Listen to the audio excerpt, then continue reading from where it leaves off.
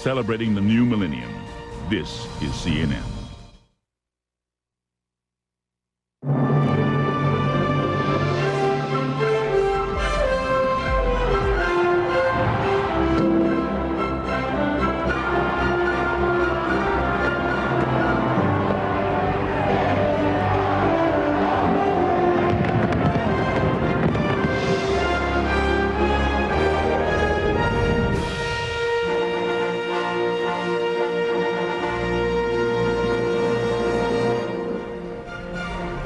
A new face in the Kremlin and a hard line against corruption. Russia's new leader vows to clean house.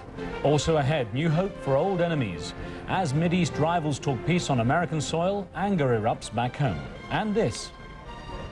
A human being who hasn't been raised around other human beings, who doesn't know a language, doesn't have social expectations, doesn't know social cues. The importance of a family and its role in the new century. Welcome to CNN's special Millennium 2000 coverage from CNN Center in Atlanta. I'm Bobby Batista. And I'm Riz Khan. Russia's beginning its new millennium with a new leader. CNN Siobhan Dara reports that acting President Vladimir Putin is already making changes in his predecessor's government. While most Russians are getting ready to celebrate Orthodox Christmas, the new acting president, Vladimir Putin, was busy house cleaning, relieving 5 of Boris Yeltsin's closest aides of their official posts, offering them symbolic jobs instead. Among those removed, Yeltsin's influential daughter, Tatyana Dychenko. Before being removed from his post, Yeltsin spokesman Dmitry Yakushkin was busy defending his former boss on a Moscow radio station. The host of the program questioned Yakushkin about allegations of Yeltsin family bank accounts in Switzerland. Yakushkin was dismissive. He didn't commit any crime. That's sure. He's absolutely. I mean, there's no actually. It's even senseless to talk about it. I mean, no crime, and so these allegations, I think, they're a product of a political struggle.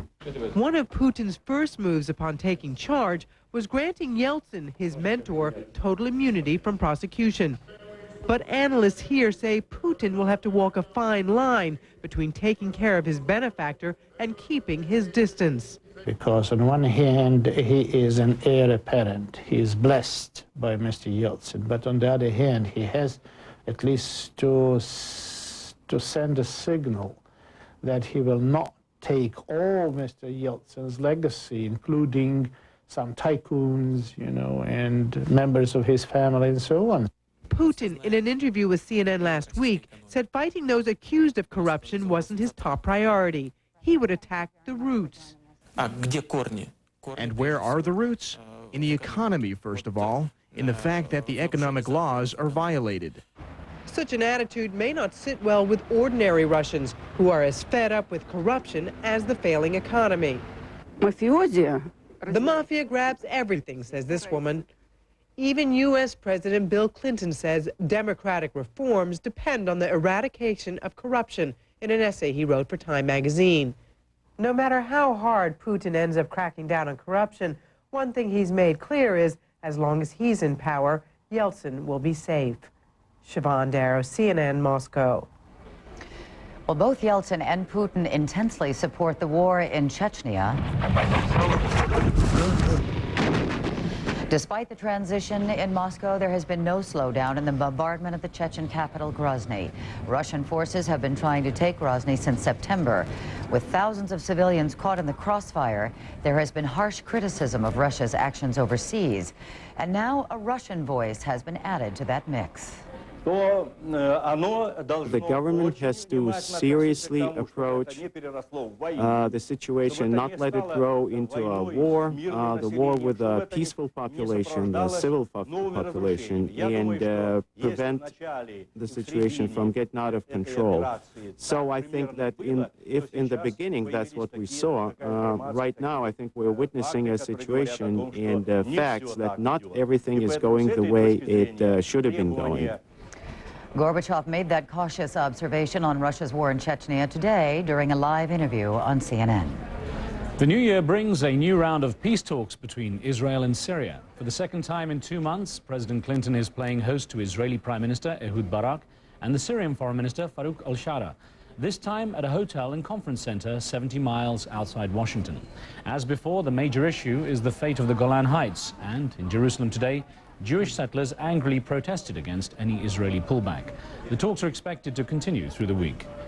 Anger over Chechnya apparently triggered a deadly grenade attack today in Beirut. The attack near the Russian embassy left a Lebanese security officer dead and 6 others wounded. Lebanese police returned fire and killed one alleged attacker. He was carrying papers that said the attack was in retaliation for the bombing of Chechnya. When we return, a close-up look at the role of the family. It's the cornerstone to communities, governments, and nations. So how will the traditional family hold up in the new millennium? We'll examine the challenges straight ahead.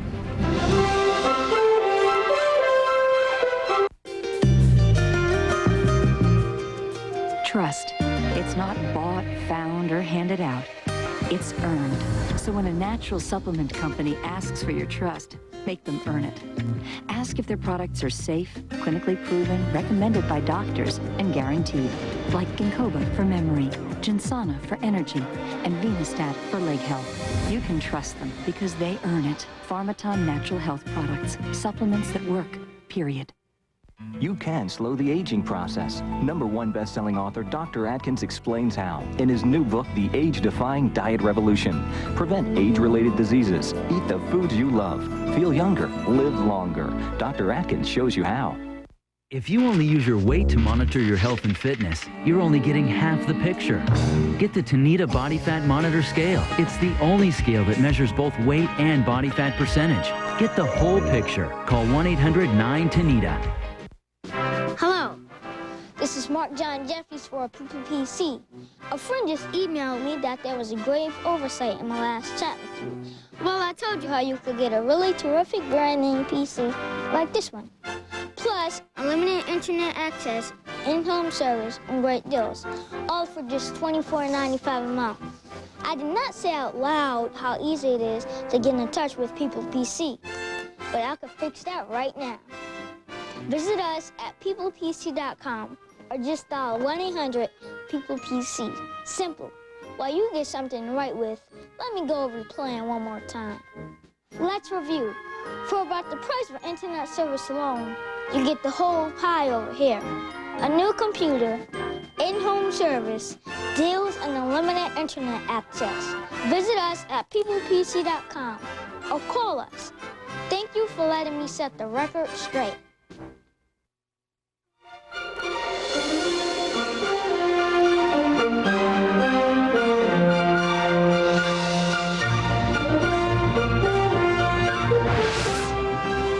Elephants know something we ought to remember. Here comes her sister and her family. Families do matter, more and more all the time. We need to have other people around who can teach us what it is to be human. And if we don't learn that, then we don't make it. This may be a guide for survival in the new millennium. Well, many of us rang in the new year surrounded by family. But the comfort and the benefits of family extend well beyond special occasions and even throughout much of the animal kingdom. CNN's Colleen McEdwards explains. Okay, here comes her sister and her family. That word may sound strange, but look at the body language. Most animals live in what social scientists are increasingly comfortable calling families. They consider elephants especially familial because, like humans, they're often nurtured and raised in a strong matriarchal society and have the ability to feel emotions such as love. Randall Moore has been observing elephants for 30 years. It's always a sense of touch and reassuring. It's reassuring one another, always constantly touching. At Botswana's Abu camp on the Okavango Delta, Moore cares for elephants who previously endured difficult circumstance. Some had been caged in zoos, others orphaned young, while still others suffered abuse by animals in the wild. Today, these elephants live and interact among each other as individuals and families do, in an effort to care for the young and ensure they'll survive and thrive. Food and water are shared here. Each elephant in the community seeks to protect the other. They learn from one another. They even grieve together. Recently, Randall watched remarkable behavior in this elephant community when one was pained over the loss of her child. In fact, the whole herd gathered around to give her support, you know, and consoling her in the days and weeks after the baby died. Indeed, this is a community, a family. I just adored it. Somewhere. Anthropologists say families, all types of families, evolved as the best way to ensure survival. We're born helpless and naked and utterly without any kind of ability to take care of ourselves. And so we have to be carried constantly by our mothers from birth for quite a while, for a longer period of our lives, proportionally than for any other animal. Dr. Stephen Beckerman, a cultural anthropologist at Pennsylvania State University, believes that families take many forms, but almost without exception, humans use some sort of cooperation to ensure children survive and thrive. A human being who hasn't been raised around other human beings, who doesn't know a language, doesn't have social expectations, doesn't know social cues, doesn't know how to read other people and their intentions and their feelings. Somebody who knows none of that is, in an important sense, not even a human being, a sort of an incomplete thing, of a monster in the classical sense. So for those reasons, we need to have other people around who can teach us what it is to be human. And if we don't learn that, then we don't make it. Admittedly, says Dr. Beckerman, families can easily be shaken by terrible times, disaster, war, or famine. It's the opportunities afforded them for coping with disaster that makes all the difference in the world. South Africa. Its history hasn't been a friendly one for families who endured discrimination and hardship under the sanctioned policy of racial segregation, apartheid. Who's that? That looks like mommy. For the Baloyi family of Soweto, an extended family, including grandmother, mother, son, daughters, aunts and uncles, years of political and economic repression had taken an enormous toll. But they did have each other, all under one roof, providing a strong support system for the family. So everyone has got a role. You may not know what the role is. It's when you're in dire straits that you actually tend to put people in their little boxes and say, that's the person to call ASAP. During those difficult times, one issue, above all else, was overriding by the family matriarch. Okay, we did encourage them to go to school. Like, you know, education plays an important role, because even if there was like things like struggles and all that, but we had in mind that they have to be educated. We have to make means so that they can go to school and in like a safer way, because it was dangerous by then. By 1994, apartheid was dismantling, and millions of black South Africans like Walter and Mamo Happy saw the chance for a better life outside Soweto. Hi, Walter, how are you? Today, they're part of South Africa's emerging middle class. Walter has a good job at a bank. Mamo Happy is skilled as a teacher. Today, they own their own home in a racially mixed suburb near Johannesburg, something unthinkable in the past. Today, they have a greater sense of security. And by staying together during tough times under apartheid, today, they're more confident as individuals. I really enjoy living here, or I really like it because of, mostly for me, it's privacy, really, and tranquility, peace of mind, you know. You have more time to think out here than back in the township. But prosperity has brought new, somewhat unexpected challenges to them. These days, neither Walter nor Mamo Happy has the time they'd like to visit with their family back in Soweto, the same family that stuck together like glue through apartheid. And they worry that their daughter is missing out. We're too far from family. We either talk to them on the telephone, she misses them, she wants to go there because of other commitments on this side of the world. We can't find time to go there. Even so, for the Beloyes, Soweto is no longer a place they seek to escape. Rather, it's home. Sleepy. It's where their roots are, where they long to gather, where the family is, and where life seems to matter most. So it stands to reason, whatever form our families of the future take, the sense of hope, of fundamental importance for human survival, may just be the family's most enduring trait. Colleen McEdwards, CNN. When we come back, we'll talk about the changing shape of families. We'll talk to 3 experts on family trends, relationships, and how today's changing families fit into the world's culture. Rolling Stone, USA Today, and Roger Ebert call Magnolia one of the best films of the year. Winner of 2 Golden Globe nominations, including Best Supporting Actor Tom Cruise. You are here for me to enlighten you. Newsweek says Magnolia towers over most Hollywood films this year. Shall we drink to that? Rolling Stone calls it a near miracle. This close. And Joel Siegel says Tom Cruise is a revelation. Magnolia, rated R. Now playing in New York and LA. Starts Friday every.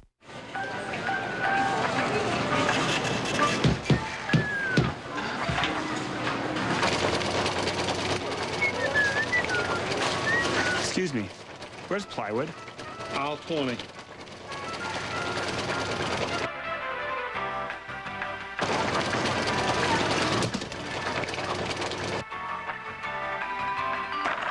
Are you a prodigy? Prodigy Internet. Everyone knows what it's like to be congested, but now there's a new kind of relief. New Afra No Drip Nasal Spray.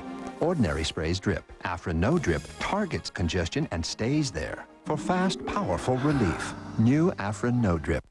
On a Millennium 2000 special, join Jeff Flock and special guest sportscaster Bob Costas as they review the greatest sports records of all time and discuss the potential for human athletic achievement on the network of the Millennium, CNN.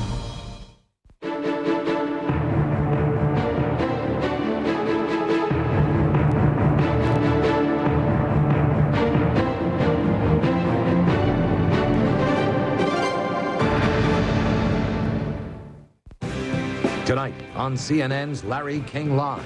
What a way to kick off the year 2000. Tonight, in her first live primetime interview, Monica Lewinsky will be Larry's special guest. That's tonight, 9 Eastern, on CNN.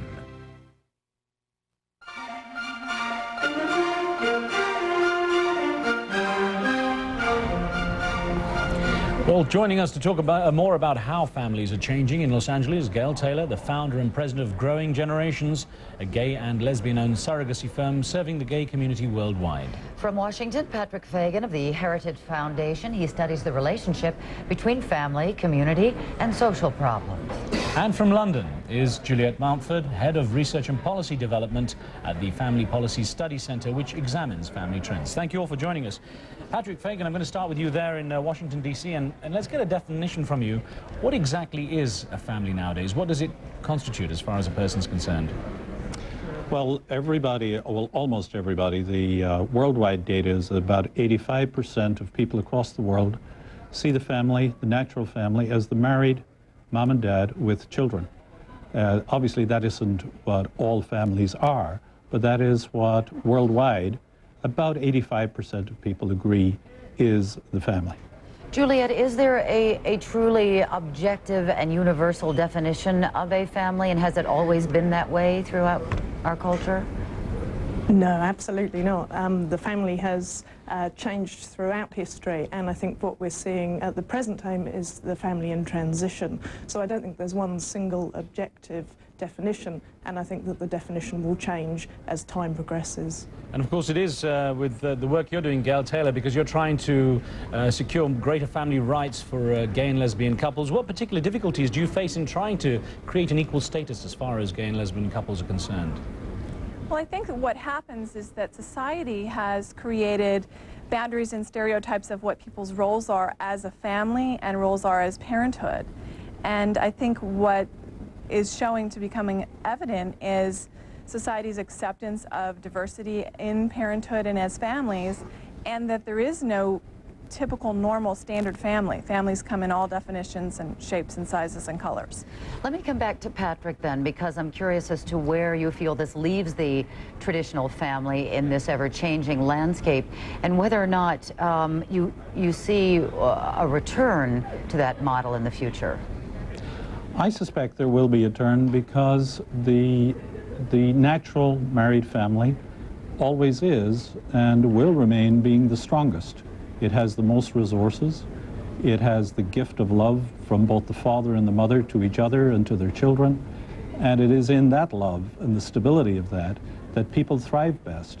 And on all measures, every single one, in all research all across the world, the traditional natural married family is the family that produces the strongest next generation, the one with the greatest strengths and the one with the least difficulties, and at the least cost to society, to the taxpayer, and to the future. If I could ask you, when you say natural, what do you mean by that, and how is that different from traditional? In other words, would a natural family, would an adopted child be included in a natural family? The natural family, let's get that, comes from the nature of the sexual act, which is mom and dad, the man and the woman, coming together to produce the child.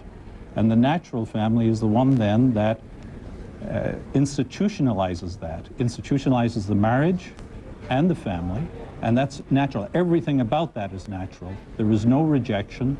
There is the coming together in love. All other family forms do involve some aspect of rejection, either by the father of the mother or of one of the other before or after marriage, or of the children.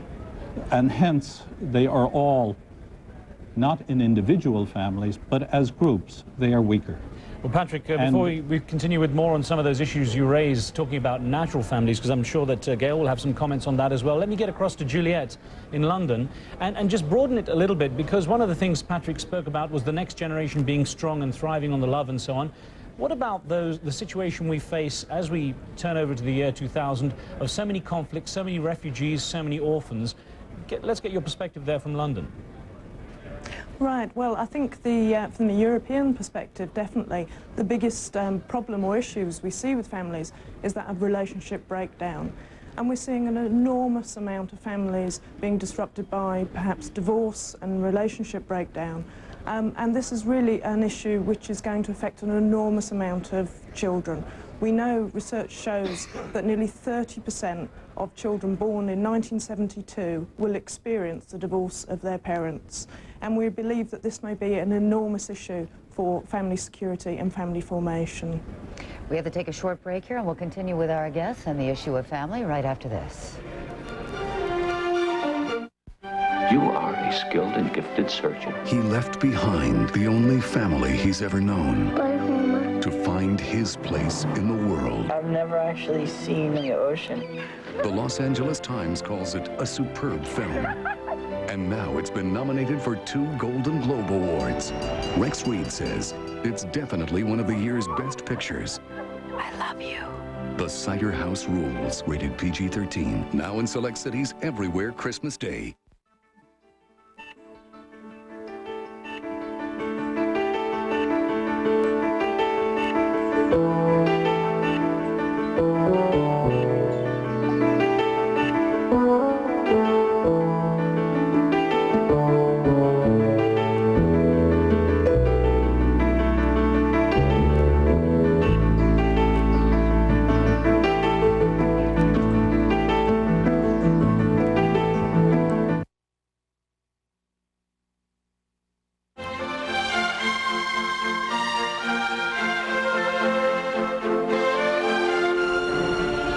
You're watching CNN's continuing Millennium coverage, and on this part of the program we're looking at the future for the concept of the family, and we have 3 guests answering your questions. I'm going to get straight to Gail Taylor, who's the founder and president of Growing Generations, which gives gay and lesbian surrogate family support and acts as an agency.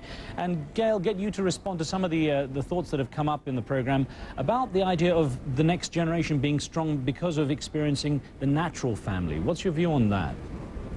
Well, I think one of the things that makes a family is the desire for a child to be created, and that's a strength, that children who are created in conscious relationships that are dedicated to giving love and support and guidance through a lifetime is something that's really important, and it is the concept of people coming together as a group to build families that I think create strength.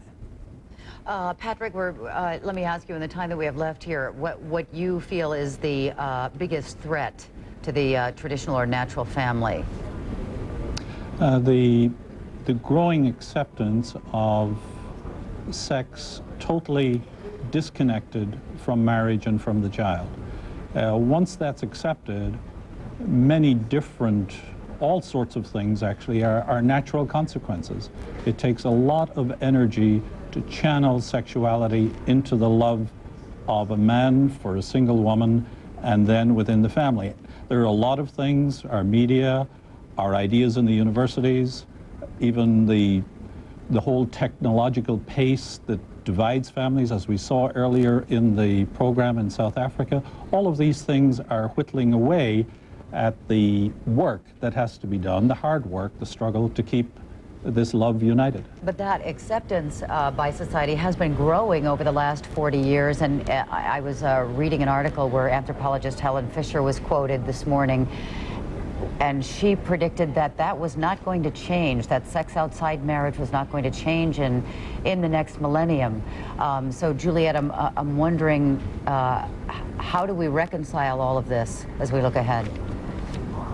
I think it's just a complete era of challenge. You're quite right about the attitudinal shift that has to happen as we see the demographic shift. I mean, just quickly taking an example from the UK, 3 out of 10 children born in this country today are born outside of marriage, and that has to be an enormous challenge for the future. Well, let me squeeze in one very quick question, only a few seconds left here, and Gail, I'll ask you, the work you're doing, do you expect it to be more accepted in the coming millennium now? Absolutely. I think that families of all social structure are becoming more accepted, and that the concept of family is something that is used to actually create family. Family is created in many different ways, and there are children being raised and parented by many different concepts of what constitutes a family, not just what's considered the natural family, but there are many children raised by grandparents and aunts and uncles and a village creating Gail, I want to thank you there, families. sorry, because we have to leave you all there. Gail Taylor, Juliet Mountford, and Patrick Fagan, thanks to all of you. That's it all for this special, our CNN Special Millennium 2000 coverage, which will continue now. Still to come, returning to our past as a way of preparing for the future. From world politics to transportation and education, we'll take a look at what lies ahead in the new millennium. CNN, you are what you know. If you're an individual with complex financial needs, get the attention you deserve at Copper Mountain Trust, relentlessly building wealth. What's a Freeman Wellwood? A different kind of online broker. Say your web connection goes down. You're still in touch by phone or in person. Throw in real brokers, great rates, local offices. Now you've got serious power. So, what's a Freeman Wellwood? Your safety net for the internet. For your free starter kit, call 1-888-607-FREE. AT&T Digital Cable. Sports. With AT&T Digital Cable, you get more drives, more putts, and more holes in one on the Golf Channel. With live golf coverage, instruction, and news, it's the best place to get your golf fix. And best of all, you get it right through the cable you already have. Order AT&T Digital Cable today and start getting more of what you want. You're watching AT&T Cable Services.